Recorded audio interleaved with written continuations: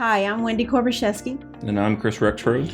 And I'm Stephen Mizell, and welcome to today's edition of One Single Story, where each weekday we offer a brief lesson from a section of the daily reading from the One Year Bible, and we expand on the sermon topic from this past Sunday. So today we're going to address the delicate parenting topic of disciplining children. So, Chris, why don't you read our passage? Sure. Start us off with a question. So Proverbs 16:22, discretion is a life-giving fountain to those who possess it, but discipline is wasted on fools. I'm aware this verse doesn't directly address parenting, but it does mention discipline, and something every parent has to learn how to deal with. What are some of the challenges that parents face today when it comes to disciplining their kids? And I don't think it's just today, because at this point I have grandkids. I think one of the biggest challenges is just balancing discipline with compassion. Parents want to correct their children's behavior, but they don't want to crush their spirit. And I think many parents are concerned about damaging their relationship with their child as they discipline them, so they don't, right? Parents also have to contend with so many competing influences, social media, peer pressure, even from other parents, right? And different parenting styles, and it can be difficult to know what's best. And I thought about the importance of consistency in discipline. And sometimes it's difficult to consistently correct behavior. And kids are smart. They're smart enough to pick up on whether or not you're serious about the boundaries that you've set. So with the key verse here in Proverbs, I noticed that discipline is contrasted with discretion. Those are not normally two words that are contrasted with each other. What's the difference between discipline and discretion when it comes to parenting? Well, I think discipline is about correcting a specific behavior. But discretion, it seems to be about helping children kind of develop this wisdom about making good choices. And so thinking about that concept of discipline is wasted on a fool. Children need to be trained not only to correct their behavior, but also to receive discipline in a way that helps them grow. And that's hard. That's even hard for adults to do. Yeah. So it means like teaching them to see correction as a pathway to maturity rather than like this personal attack against them. Yeah, because we do see things personally. Yeah. It's hard. Very difficult to avoid it, to extract ourselves and look at the big picture. We can see it in other people much easier than we see it in ourselves. That's right. And so you learn not to like internalize that discipline and take it in a healthy way, to develop that true discretion, allowing them to grow from their mistakes and take it as a learning opportunity rather than allowing it to kind of crush their spirit. So, Steve, when should we discipline children? Or when should they be disciplined? Only when they break a rule, or is discipline necessary at other times? Andy Stanley he talks about 3 Ds. I love those. Of discipline. I love right? them. And he suggests that parents should focus on 3 main areas, because if you're not careful, it will become about everything, right? And that's something I didn't do as a parent very well, which a lot of it was dictated on the mood I was in, how I responded, how everybody else had treated me during the day. I'm way more measured in every relationship at this point. I'm not perfect by any stretch of the imagination. Sometimes somebody else's stupidity will creep in on, a conversation, but I'm much better at narrowing it down. And I think as parents, we have to narrow it down. So the 3 Ds he talks about are disobedience. So when a child knowingly defies a clear instruction, dishonesty, when a child lies or withholds truth, and your trust is undermined, and disrespect, when a child's behavior or their words show a lack of regard for others, including parents, teachers, peers. And I think this gives parents some clear guidelines without turning every minor mistake into a major issue. Right. And discipline is about correcting and not controlling. That's that key. And we're like guiding our children to become wise and kind of self-regulating to adults, to be thoughtful adults. And we want our kids to have that discretion and But parents have to have it even more. That's the hard part. We've got to have that discretion even more than our kids do. Yeah, so we're just not correcting their behavior. We're building character, shaping values, and preparing our children to navigate the complicated world that we live in. Most importantly, we're pointing them to a healthy relationship with Jesus. Yeah, so what are some of the biggest challenges you face when it comes to disciplining your children? I think you kind of alluded to it. For me, looking back on the parenting years when my kids were smaller, it was that emotional regulation for myself, making sure I'm not reacting out of like frustration or they've embarrassed me in a situation. And so I'm snatching and nodding or something, because it's something that reflects on me. And did you guys ever listen to, her name is Lisa Bunnage. She's nicknamed the Brat Buster. Mm-hmm. And she is great. If you've she talks about leading or parenting from a position of leadership. If you ever have a heart as a leader or just true leadership, but parenting from a perspective of leadership, it takes that emotion out of it.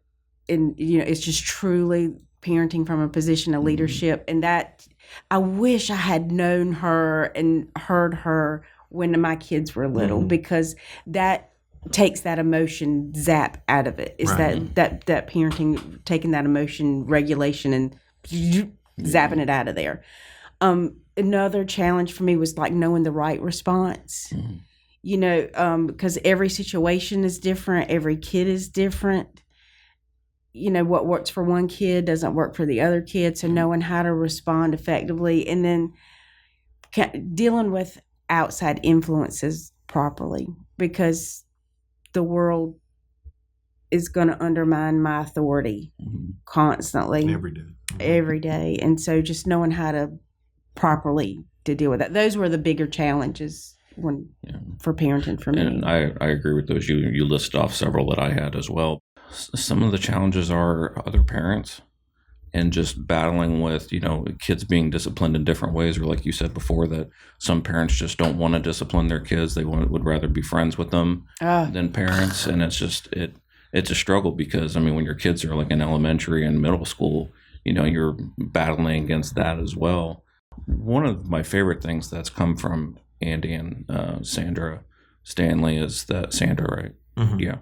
I really love the fact that, or their motto that said that they raise kids that want to be with them when they don't have to be. Mm-hmm. And I think that's especially important to remember in like the high school and middle school, high school years, is you still need to bring forth discipline out of love for them because you want to set them up well, but not nitpick it so much that they just can't wait to get away from you. I hate Andy Stanley. No, I'm just kidding. That's a joke. Yeah. And this is going to get clipped out. Somebody's going to share it. No. So he is, I've never been up close with Andy. I know some people personally, like, what is Kevin Bacon's 7 degrees of separation. 7 or 6 degrees or something. There've been 3 presidents I was within 2 degrees of. Like wow. I knew one person. Well, there would be 1 degree really, because I knew a person who would be regularly in their office. In 3 different presidents. I know numerous people who are in his orbit, but I met him one time in a book signing. That's as close as I've ever been. But everything I know about him is from day one have lived. He's this incredibly disciplined person about certain things. When they planted their church, he asked his wife, "What can I do to help with the kids?" She said, "Well, you can be home in the afternoon when they get home from school." And so he would take morning meetings, right? He would meet you as early as you wanted to. If you wanted to meet at 4:00 in the morning, he'd meet you at 4:00 in the morning. But at 3:00 in the afternoon, he left the office. He's done. And you did not contact him. Right? He went home to help with the kids. And frankly, I think that's a bunch of junk because who else does that, right? No, I'm just kidding. Right? But it does require discipline. It does. Yeah. It requires so much discipline The emotional piece for me was the biggest challenge. And it's work. It's today still, just because I deal with it and move on. Right. But I work really hard not to address a situation in the moment anymore. I mean, I can think of 2 or 3 times in the last 90 days that had I addressed the issue in the moment, I was so mad. Right. I would have harmed the relationship. And it was not just with a kid. And I'm not just talking about kids, I'm talking about in general.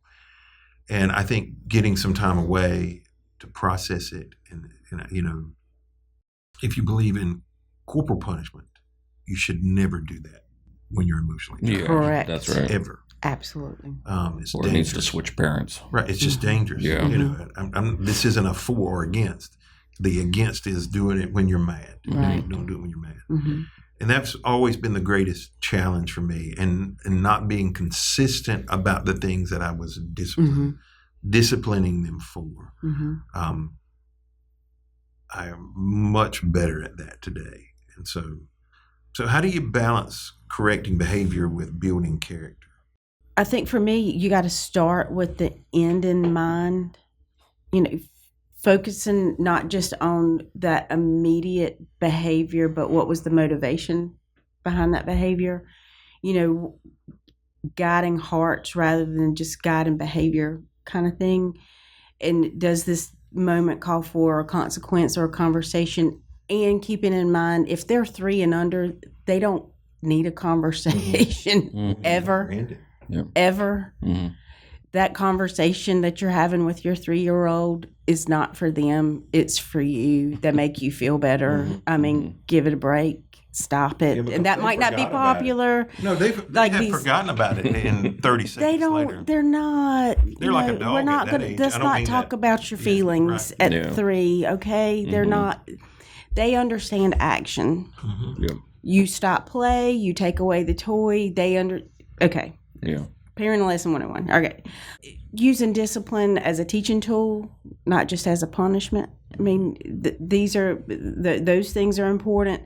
And using encouragement just as much as correction, but using encouragement not just as a great job, good job, but because I think that creates a crux on external motivation, but much encouragement on how did that make you feel. Really focusing on how to build intrinsic motivation for kids. If they did something morally right, how did that make you feel? That kind of encouragement to build some intrinsic motivation for kids that they want to do right because that makes them feel good, not because I made my parents happy. Those kind of things. I think that if we're pouring into their character all the time, the correction should become less. They're not going to go away because our kids are imperfect, just like we're imperfect. We're all selfish human beings at certain times. But just knowing your kid, and when the time comes for that discipline, know what's going to get them to the other side the best. I mean, I was raised on corporal punishment. My dad made a paddle especially for me. And I wore that thing out. But I know by raising my boys, both of my boys respond differently to different forms of discipline. One responds, if I took his Nintendo little DS away, that destroyed his world. If I paddled him, he'd be like, okay, do it again. The other one, if I said, I'm really disappointed in what you did today, I had to be careful because that would crush him. So I rarely had to bring a paddle out, because, so just knowing what's going to get them to the destination where you want them to arrive. We called that their currency. What was their currency? Okay. You got to know their currency. What's their dollar? And I think sometimes no discipline is needed. The situation is sufficient. Yeah. If there were consequences to what they did, for example, if a kid gets angry and breaks something, There you go. right? Mhm. You don't have to give another discipline, right? They're having to deal with that. Like they broke their right, own whatever. thing. Yeah. And you don't replace it. That's right. And so those things, maybe you do once. I don't know, but you don't. I think you have to let them learn the lessons at times, and you don't have to discipline on the backside of it. And I think sometimes we take away the consequences and the discipline, and that's just a dangerous thing to do. Well, thank you for joining us today on this edition of One Single Story. We hope you'll be back with us tomorrow as we continue a conversation around our daily Bible reading from the